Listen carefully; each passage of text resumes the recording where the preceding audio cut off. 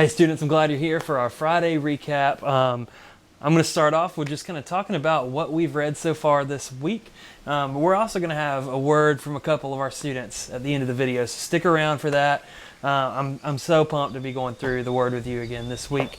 But before we get started, I just wanted to give you a quick heads up. If you've used one of these word journals and you've enjoyed it, we're currently in week 9.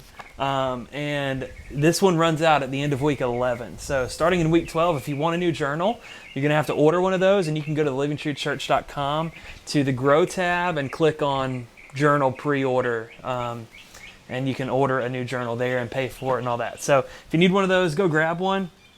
This week, we're kind of hopping all through Numbers and then jumping into Deuteronomy, kind of as we go through the Word of God. So I'm going to have to reference back to my journal just to keep up with where we're at. So we started out with Numbers 13 and 14. So in Numbers 13, we had the spies that were sent into Canaan, and they were going to spy out the land to see if it was a land that they could take. And if you remember, Caleb returned and said, "We can take the land," and the other spies said that they couldn't. So, they'd totally forgotten about the power of God and that God had delivered his people over and over, but Caleb remembered that.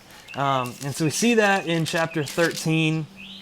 And then in chapter 14, we see the people of Israel rebel against Moses and against the leadership. And they say that they want to appoint a new leader. They want to go back to Egypt. They want to go back to slavery.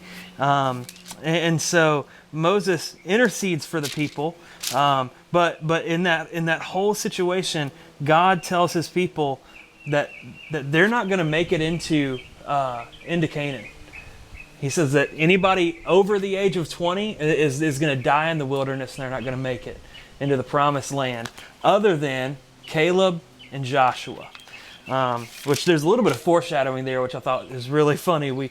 Moses is not included in the names of the people who are going to make it into Canaan. And I'm sure Moses is kind of like, wait, what? What? God, I'm your boy. Like, why am I not named right now? But Moses was not one of the ones that got named. So then the people of Israel, they decide, well, you know what? We're going to go ahead and try to take Canaan anyway. And they go and they're defeated because they don't have the Lord fighting for them. They're just making a lot of poor decisions. So then we went to chapters 16 and 17.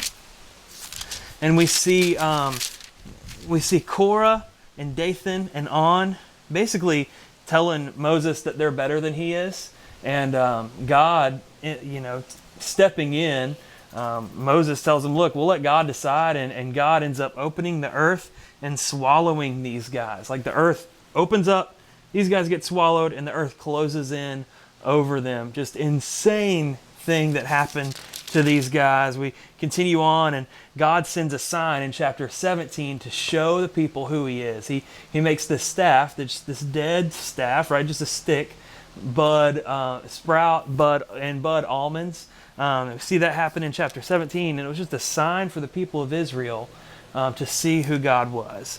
And as we continue on after chapter 17, we went into chapter 20, and we read chapter 20 and then chapter 27, verses 12 through 23.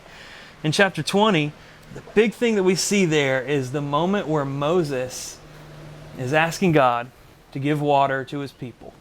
The people have been whining and complaining like they always do, and Moses, asks for God to provide water, and God says, "I will. Just go out and speak to this rock, and water will come forth." And Moses goes out and he hits the rock twice. He's disobedient. He doesn't do what God told him to do, and this is where God tells Moses that he won't make it into the promised land. And so earlier, whenever Moses was not one of the names listed, we see now why God did not mention his name a few chapters ago. So Moses is not going to make it into the promised land, but he continues to lead the people until God tells him he's no longer leading them. Which brings us to chapter 27, verses 12 through 23, where Moses goes to God and says, hey, let me know who's going to take over after me, who's going to be the next in charge. And God tells him, it's going to be Joshua. And I want you to get him ready. I want you to announce it to the people. If it's coming from you, that he's the next one, that might help him out a little bit. So prepare him and pass this torch of leadership on to Joshua. And, for me, I loved reading that because it was just a reminder that we should be replicating ourselves. In whatever role that you have in your life, you should be training up somebody to follow you in that. Whether that be, leadership roles in sports or in clubs and activities. If there's things that you're doing at church, things that you're involved in at church, you should always be training people up and preparing people so that whenever you leave the role doesn't just fall apart. Somebody else is stepping into that role and into that place of leadership. So after chapter 27, we read Numbers 34 and 35, which is nearing the end of Numbers. There's one more chapter after that, but we see the boundaries of the land that God is giving to his people, and then the cities that the Levites are going to inhabit. So God's just fulfilling his promises. And then when we jump over to Deuteronomy for today's reading, today we were in Deuteronomy 1 and 2. And in Deuteronomy 1 and 2, this is the beginning of a speech that Moses is giving his people. And he's reminding them of all that God has done in the past. To remind them, hey, God is going to continue to lead us in the future. He's not going to leave us out to dry. We're not going to be left alone. Like He has delivered us thus far. He's done all these things. He's taken us through lands of people that didn't even raise a sword at us. And really, we kind of think they probably would have if it hadn't have been for God. And then we've gone through other lands and we've fought battles that we won because of God. And so we know that God's going to continue to do that. So as we move into the land of Canaan, don't forget that God's on our side. He's going to fight for us. That's what Moses is telling his people. It's kind of like the rallying kind of stump speech of, hey, we're going to take this land. This is going to be awesome. God's going to do a mighty work, and God's going to get the glory. God's going to do what only God can do.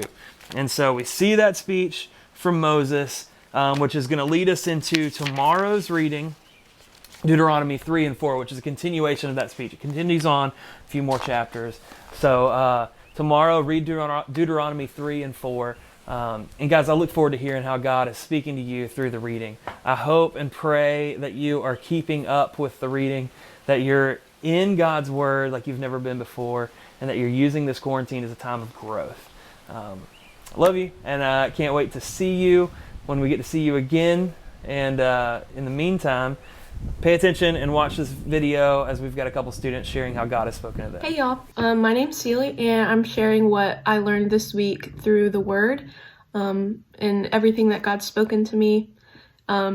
Most of what I heard God saying to me is that whenever we might think that he's not going to come through in the end, that he's done all of these things, but we don't know if he's going to do it again, that we can trust him that he will. I was reminded of the song Do It Again, and one of the verses in the song says, "You've made a way when there was no way, but I believe I'll see you do it again." And I think that really speaks through Numbers, especially chapters 13 through 27, whenever we're reading and the Israelites are really scared that God isn't going to do another miracle. He's not going to help them through what they're going through right then. And I think it's important for us to remember that God has continued to come through. He's continued to do all of these miraculous things, and yet they're still questioning if he's going to keep doing it again.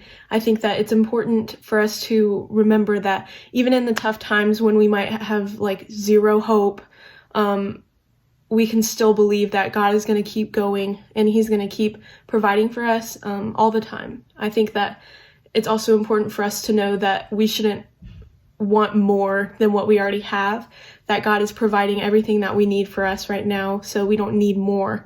I think that Numbers 14:11, it says, "And the Lord said to Moses, how long will this people despise me? And how long will they not believe in me in spite of all the signs that I have done among them?" I think that Moses is like, well, God, why are these people gonna keep believing that you'll do these miraculous things whenever we've done all of these things to show them that you are gonna provide for them? I think that it's important for us to look back on these times and know that God continued to provide and he continued to do all of these things, and we should really mirror that in our lives, and we should know that even in the tough times that he's going to keep providing for us. So what spoke to me this past week of reading was it was in Numbers, how the Israelites kept on complaining to Moses, and they even challenged Moses' leadership. Miriam and Aaron, challenged him in front of the people. A group of Levites led a rebellion against Moses to challenge him, but God took care of that. But what mostly spoke out to me was that you're supposed to have a spirit of gratitude. The Israelites were they were just so rude in the way that they complained. They said, "Why did you take us even out of Egypt? We were better there." But God was understandably angry, so he punished them. He was gonna wipe them out, but thankfully Moses was the intercessor, and he came in and stepped in their spot and pleaded with the Lord to remember his promise with the Israelites. So, with that being said, I think what spoke to me was I need to have an attitude of gratitude.